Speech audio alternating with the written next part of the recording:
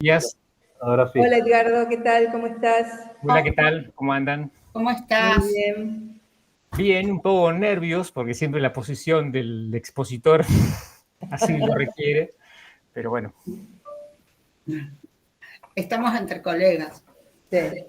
Sí, pero de una gran envergadura, entonces yo estoy así como un poco nervioso porque sé que son especialistas y que conocen en profundidad el tema. Así que me gusta eso porque también uno habla con un interlocutor idóneo, pero también está sobrecalificado. Cuando quieras, Edgardo. Bueno, yo para comenzar, antes que nada, tengo una especie como de cronómetro para... Voy a marcarlo así. Les quiero compartir una placa, puede ser una presentación. Perdón, Eduardo, te aviso. A los 15, de los 20 minutos de exposición, vamos a dejarlo, te voy a avisar a los 15 para que en esos 5 finales puedas hacer, si quieres, un cierre. Me parece perfecto. De todas maneras, si vos estás cronometrando, lo vas a también tener presente. Perfecto, mejor. Momento que hago la conexión aquí. No, este no. No sé por qué. Un momento, quiero ver si puedo compartir la pantalla. Tengo la pantalla abierta y eso que lo ensayé, pero si quiero compartir una ventana, creo que... ventana, acá, ahora sí. Dígame cuando lo están viendo. Perfecto, ¿sí? Sí, bien. Bien, entonces vamos a comenzar. Yo lo que hice fue, como el tema asignado tenía que ver más que nada con la iconicidad y los contextos, y además también conectado con el diseño gráfico, preparé, digamos, una especie como de orden de presentación que implicaría comenzar por el término de la iconicidad, definiéndolo a través de un diccionario, luego tomar un texto de Bellot que habla sobre Peirce y el concepto de analogía, pasar a un ejemplo de análisis de una pieza gráfica, casi también como una suerte de posible ejercicio, digamos, para con los estudiantes, y finalmente marcar elementos que tienen que ver con lo contemporáneo. En principio, entonces, tomaríamos el diccionario de semiótica para poder encontrar la definición de iconicidad y vemos que hay 4 acepciones. En la primera se refiere directamente a la definición que da Peirce acerca del icono como aquello que se asemeja entre el representamen y su objeto, pero en la excepción 2 ya entran las semióticas visuales y en relación con una suerte de sospecha en relación con esa aparente naturalidad de relación de semejanza, y también aparece la idea de que tiene que haber una descripción, una apropiación del discurso para poder dar sentido a esa organización. En la tercera acepción se hace mención específica acerca de que la relación de semejanza no es una relación de denotación, sino de connotación social subyacente. Y finalmente, en el cuarto lugar, cuarta acepción, aparece la idea de que hay una relación, digamos, con un cambio de concepto en relación con Greimas que le otorga a la iconización un proceso, como si fuera una semiótica tensiva, un arco entre lo icónico, propiamente dicho, y lo abstracto. Aquí vemos, por ejemplo, un gráfico que muestra justamente esas ideas en uno de los textos, en donde Greimas se refiere a una relación de análisis con las imágenes. Luego, también vemos ahí la idea de escala. De hecho, las escalas hay un montón. Esta es una que muestra 7 pasos. Puede tener 3 o puede tener 11. O infinita, digamos, porque en realidad marca ese proceso de iconización.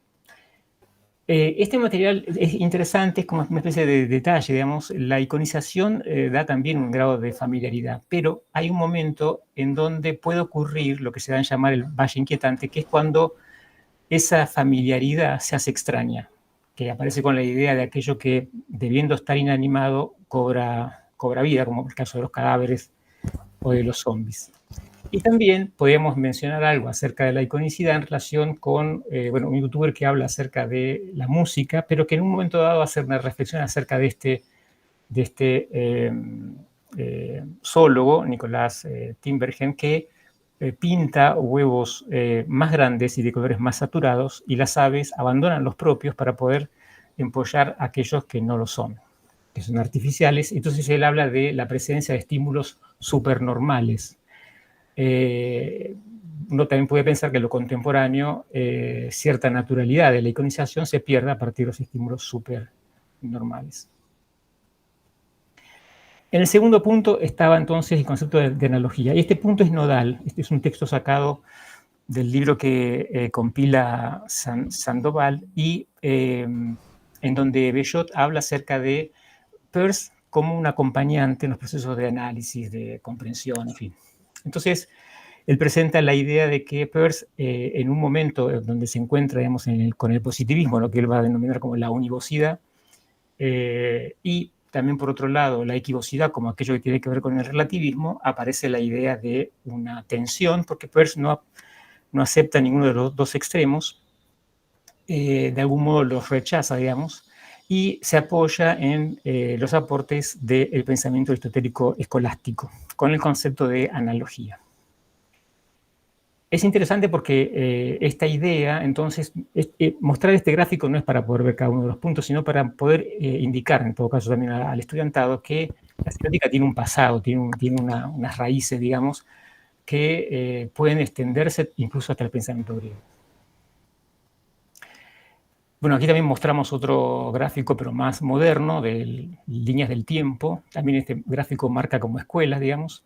Y también me pareció oportuno indicar, digamos, que en 1919 aparece también el diseño gráfico míticamente, un texto lo trabaja Ledesma, y en un video que trabaja sobre ese texto, digamos, también se señala como una frase muy importante este concepto del diseño gráfico que aparece como una conciencia del mundo.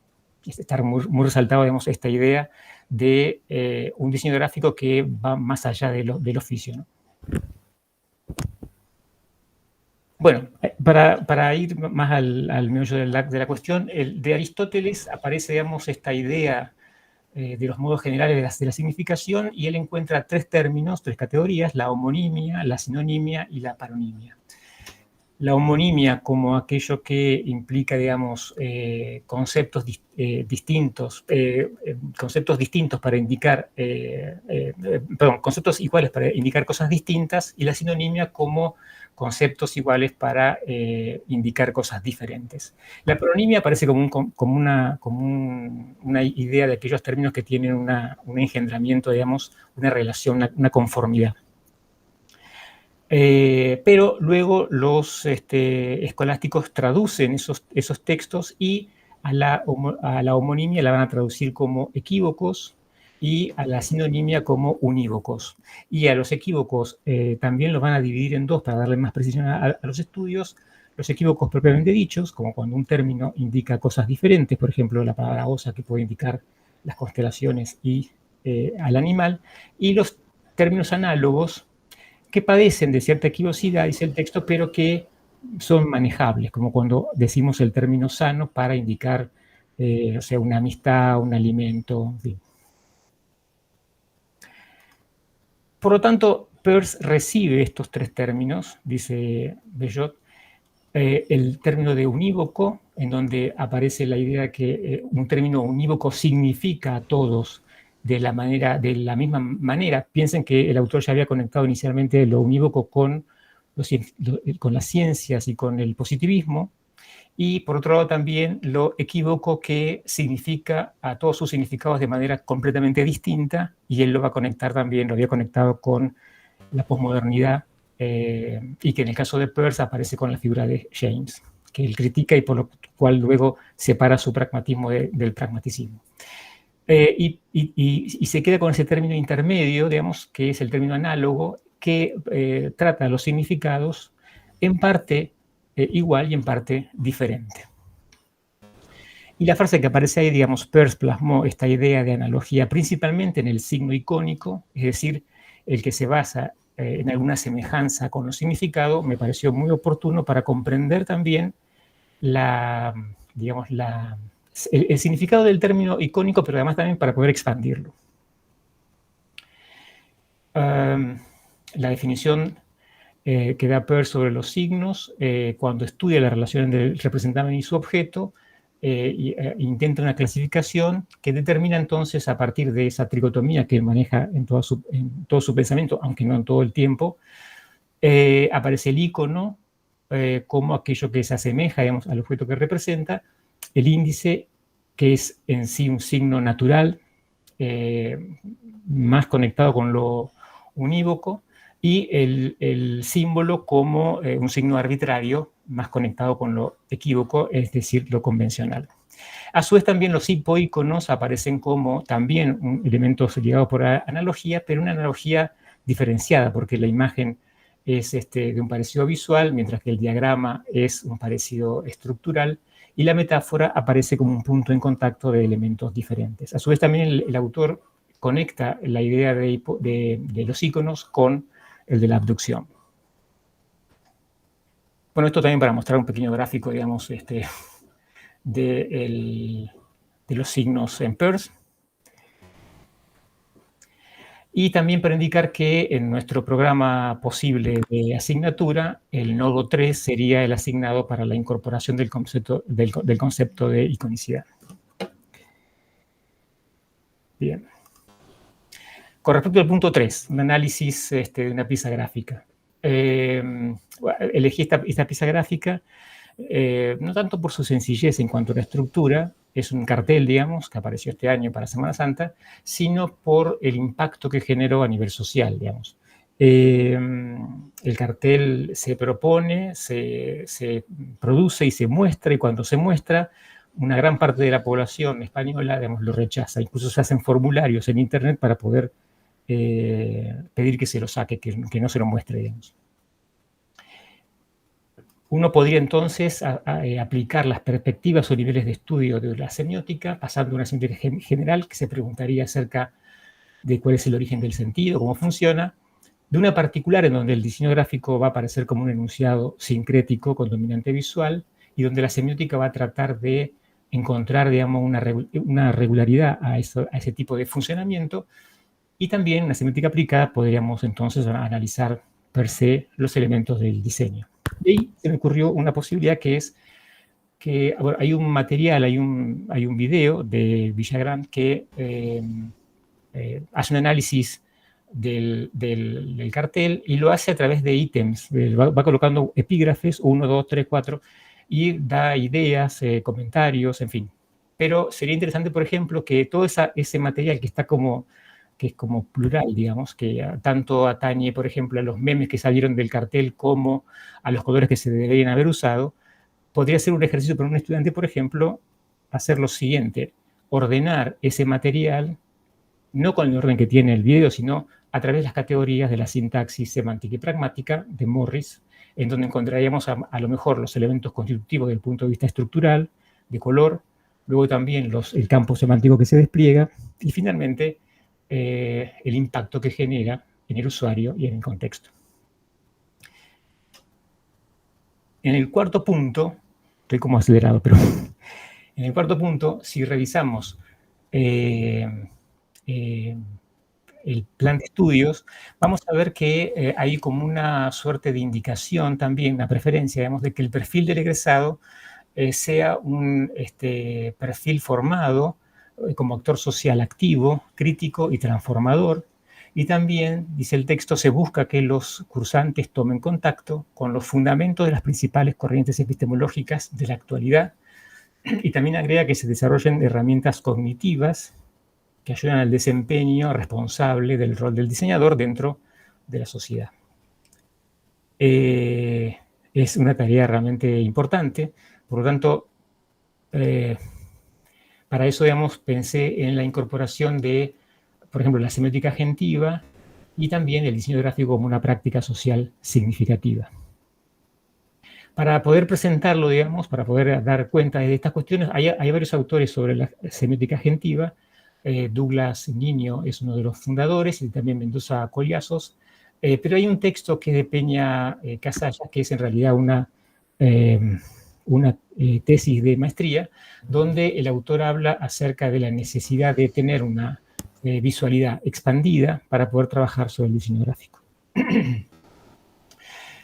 Primero, digamos, habla acerca de lo que iba trabajando inicialmente con el diseño gráfico, donde aparece el paradigma oculocéntrico de Occidente, también aparece la visión como un hecho cognitivo, la visualidad como una condición también de los artefactos, la objetividad en el privilegio que se le da sobre el enfoque conceptual de las piezas creadas, mientras que lo que él aporta como una suerte de concepción ampliada del concepto de visibilidad haría aparecer entonces el diseño gráfico como un acto que cruza con todos los sentidos, que tiene una carga de intencionalidad y en donde además también la acción del diseñador, su cuerpo, digamos, y la alteridad quedan atravesados también en los resultados que el diseñador genera.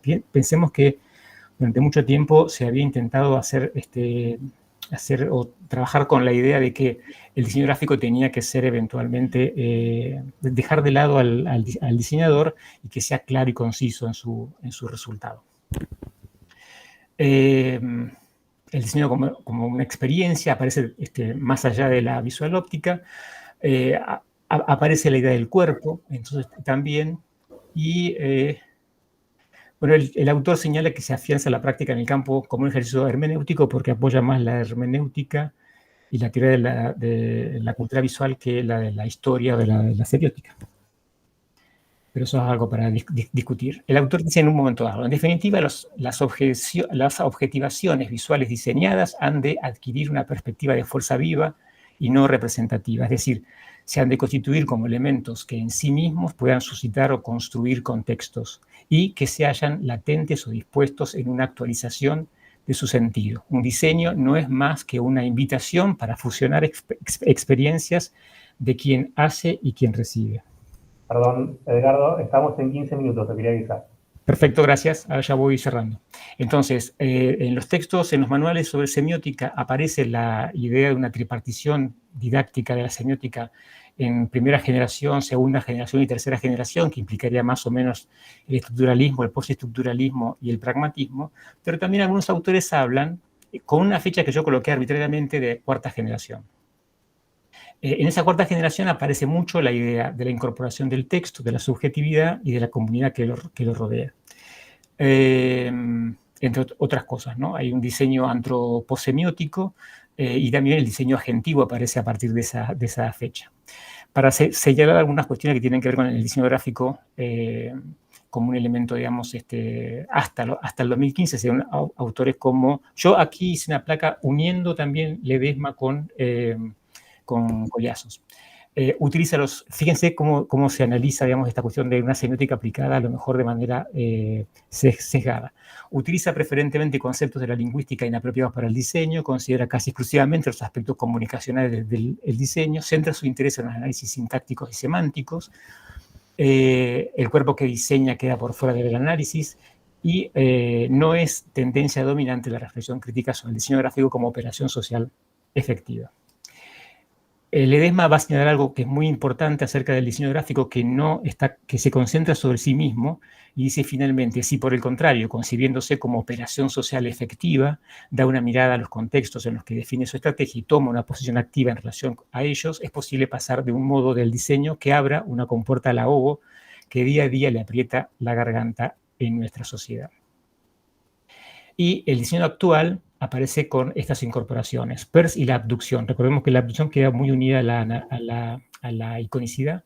Se introduce el giro cognitivo, pero es un cognitivo no cerebral, sino corporal. Y también reflexiona, entre otros puntos, críticamente sobre el diseño gráfico como una práctica social significativa. Recordemos que hay textos de Ledesma del 2000, es anterior a esta fecha del 2015, ¿no? Y mirando esto, para terminar ya, ¿no? Mirando este gráfico que presenta Collazos en una clase que él da, digamos, que es un texto que aparece de Villarreal, aparece este gráfico y me pareció interesante porque el gráfico concentra también la idea de este pasaje hacia la abstracción a través de la analogía. Entonces me animé a hacer esta pequeña intervención, digamos, en donde de referente del mundo en el diseño gráfico pasamos de una copia fiel, lo que implicaría una univocidad, a través de la analogía hacia la equivocidad que implicaría la inspiración. Para cerrar, digamos, el texto de Bouchot termina su aporte diciendo lo siguiente, que la analogía y la iconicidad son elementos del pensamiento. Dice que alcanza a trasponer los estrechos límites de los datos para lanzarse hacia la esencia de la cosa, hasta su naturaleza de manera conjetural y provisoria, pero de manera osada, de manera intrépida, porque la analogía o iconicidad es, por fuerza de la abducción y de la imaginación, poder captar, así sea solo de alguna manera, el tono en el fragmento. Aquí algunas referencias multimodales, y ya está, terminé.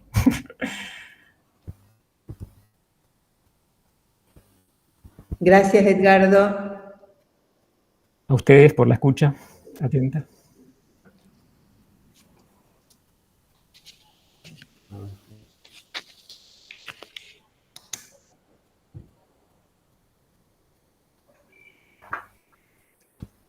¿Alguna pregunta? No.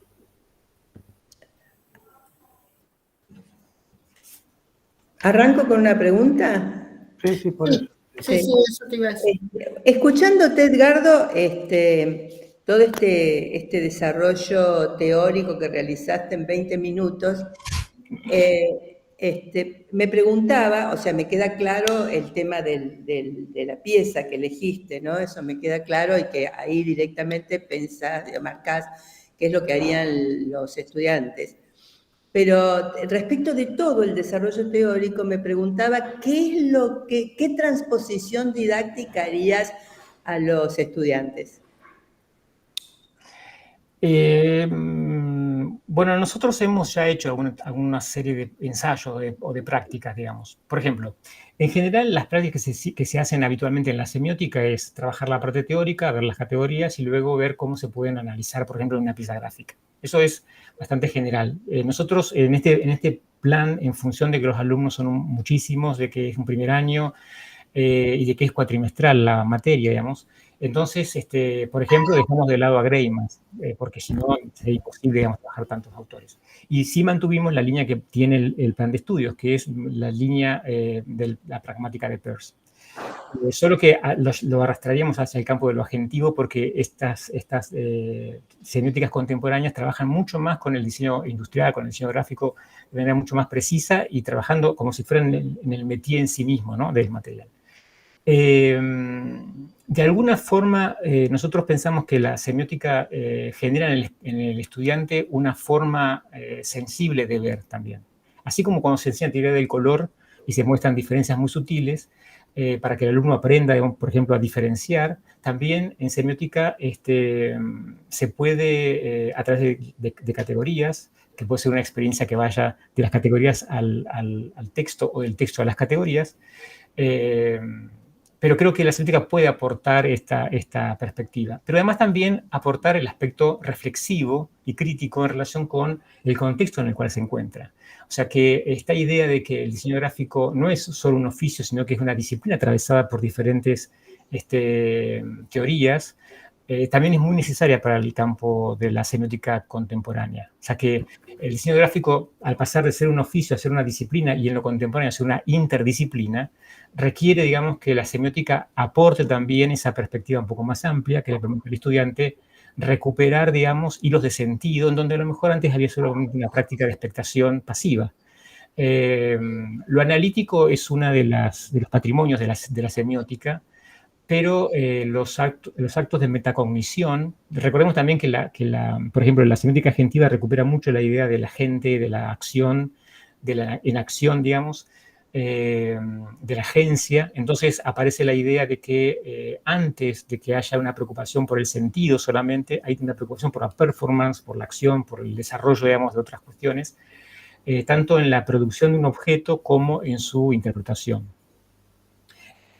Y además también incorporando los elementos de la práctica, de la manualidad, digamos, del uso del color, de las formas, de la composición, también ligado a una idea de intencionalidad y del registro de una apropiación de esa práctica para la transmisión, digamos, de un mensaje, de aportar. Pero, insisto, eso en un contexto que además también lo haga reflexivo en relación con su acción, con lo que está haciendo, digamos, ¿no? Y lo haga también desde un punto de vista crítico. Por ejemplo, esto que voy a decir va a sonar horrible, pero estamos en una sociedad en donde las palabras de Peirce, que consideraban al hombre como tan fuertemente ligado a la palabra, en nuestra sociedad contemporánea aparece el cuerpo de una persona muerta como significante de una comunicación, como de un mensaje, ¿no? Parece que de algún modo no nos afecta, o que nos afecta de una manera más ligada con el horror, digamos, pero también creo que hay que llamar la atención sobre este tipo de extensiones, ¿no? En donde en lo social aparecen ese tipo de, digamos, de modalidades que son crueles y que además también deberían ser tratadas con sumo cuidado. Creo que esa es una de las propuestas que nosotros trabajamos, es una apropiación de las herramientas de la semiótica como disciplina, digamos, pero también como aportes que sirven para que el alumno reflexione colectivamente acerca de su propia práctica, ¿no? Gracias.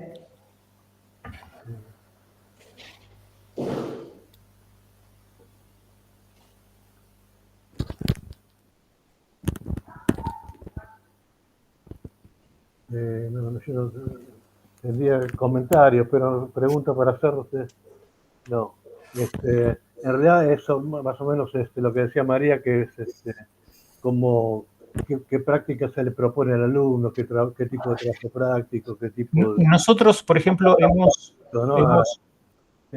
no solamente a la revisión de vean este signo, a ver, digan qué es, sino cómo produce, digamos, semiótica, ¿no? Bueno, disculpa, sí. No, iba a ver si puedo... yo también, bueno, digamos, hemos hecho prácticas. El año pasado trabajamos con el mismo grupo, con este grupo, digamos, de este mismo curso, no el mismo grupo, pero el primer año cuatrimestral, hicimos una experiencia con una práctica que la docente Maya Corsetti había traído inicialmente para su propio concurso, donde se hacía una práctica de socialización, digamos, se traían imágenes y se le pedía una serie de actividades. Por ejemplo, se colocaban imágenes en la pared y se iban organizando de un cierto modo, y a partir de ahí luego se desplazaban un paso y el que encontraba una disposición de 4 o 5 imágenes podía intervenirla, sacar una, poner otra. Y ese trabajo que se registró y que lo colocamos también como un modelo a seguir en algunos aspectos de prácticas, fue muy útil en varios sentidos. No solo sirvió para que los alumnos un poco intervinieran con sus compañeros y también se empezaran a apropiar de esta cuestión que implica que al disponer elementos como imágenes sobre la pared, por ejemplo, sobre la mesa, un sector elegido, también se ponen en cierto modo disposiciones que tienen que ver con la sintaxis y que después también siempre traduce una semántica. Lo interesante también de la pragmática y los modelos que, por ejemplo, Scandel-Vidal hace aparecer, digamos, en la pragmática, es interesante porque nos va a decir que en realidad hay significación también en el modo en que organizamos los elementos. No solamente hay en el campo semántico de los signos que representan un concepto. Eso también creo que es interesante. Empezar a trabajar esta idea de reflexión inversa, por donde el alumno, digamos, encuentra solo un sentido, o primero enrarecerlos y además también trabajar sobre la idea de advertir que ese sentido está apoyado sobre los elementos de una sintaxis, de un modo de organización visual, predominantemente visual, que también porta un sentido inicialmente, ¿no? Pero hemos practicado un montón, quiero decir, hemos visto, o sea, prácticas de las más, una vez me acuerdo que la profesora María Ledesma me había preguntado cómo hacemos para meter a Peirce dentro del año. Bueno, tiene entradas múltiples. A veces Peirce entra a través de una práctica, a veces entra a través de una reflexión o de una pregunta. Después yo me quedé pensando, porque nunca logré dar una respuesta, nunca le dije, aparte tampoco, siempre me quedó dando vuelta esa pregunta de cómo hacemos para que Peirce entre, por ejemplo, en el mundo de los estudiantes. Y lo hacemos así, de una manera, digamos, múltiple, no de un solo lugar, sino que trabajamos con varias formas, ¿no? Una de ellas es la lectura también, por supuesto. Claro. Y se nota. Bueno, no sé. Edgardo, una preguntita. Bueno, me encantó el planteo, la verdad. lo disfruté mucho. Decime, ¿cómo ves esta asignatura en el contexto más general del plan de estudios, de la carrera? ¿Te parece que se puede transversalizar? O sea, ¿cómo lo ves? Bueno, eso también es importante porque en el gráfico que yo mostraba hoy acerca de los autores, también aparecía señalado, por ejemplo, Eliseo Verón. Y en realidad, digamos, la idea es, porque aparte, y también el plan de estudio están colocados cercanos, digamos, comunicación con semiótica. Y comunicación es el segundo cuatrimestre. Entonces, justamente los otros días hablé con la docente de la materia para, en el caso de tener que hacerme cargo, deberíamos establecer más vínculos de contacto porque también les cuesta mucho a ellos introducir a Eliseo Verón en las lecturas de los estudiantes. El tema es que generalmente semiótica ha sido colocada en tercer o cuarto año de las carreras, porque además también toda la parte de la sintáctica y la semántica se entienden como parte ya incorporada, digamos. El tema es que al entrar en primer año, todo lo que implica el diseño gráfico no está todavía incorporado en ellos, pues están entrando, además es el primer cuatrimestre. Entonces, en mi proyecto de plan de estudios también coloqué una parte dedicada a reconocer, por ejemplo, los elementos de la visualidad, porque no los tienen todavía incorporados. No se puede. Yo doy semiótica en cuarto año de la carrera de Bellas Artes y es fácil porque es fácil en el sentido que uno puede hablarles a ellos acerca de teoría del color porque ya la manejan. Claro. Acá todavía no. Entonces, tremendo, me imagino. Es interesante porque es un desafío muy intenso, porque es como presentar toda una serie de problemáticas que a lo mejor no estaban tan atentos a ellas, y tratar de trabajar con ellas, incorporándolas también a su propio hacer, a su propia práctica, ¿no?